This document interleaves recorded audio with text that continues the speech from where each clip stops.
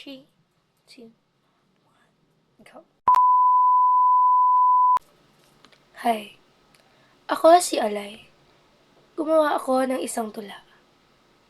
Pero teka, napaisip ako.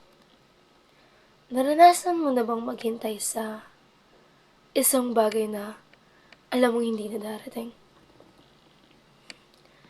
Yung kahit pagod ka na, mas pinipili mo pa rin kumapit kasi natatakot kang masanay sa wala.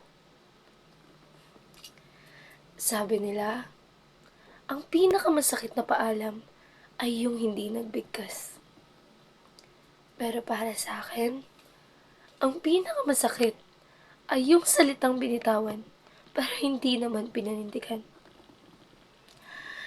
At dahil sa mga tanong na ito, nakabuo ako ng isang tula na tila ba patungkol sa isang piyesa para sa mga pusong durog, pero pilit pa rin bumubuo.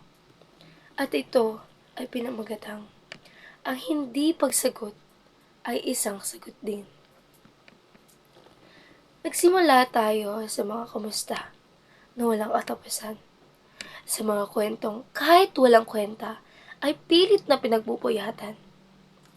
Dati, ang bawat tipak ng segundo ay mahalaga.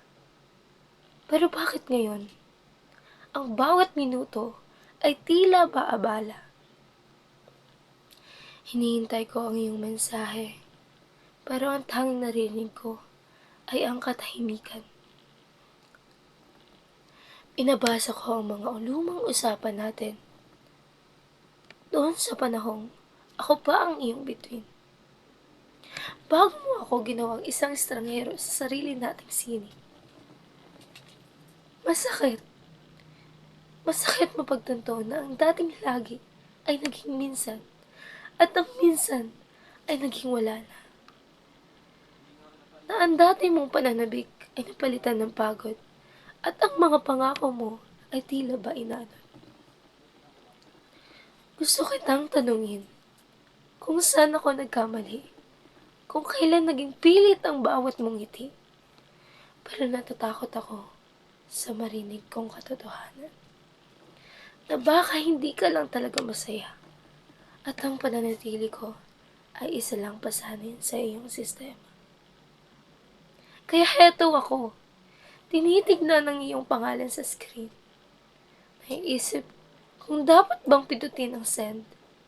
Pero napagtanto ko, sa bawat hindi mo pag-imik, doon mo isinisigaw ang sagot na ayaw kong marinig.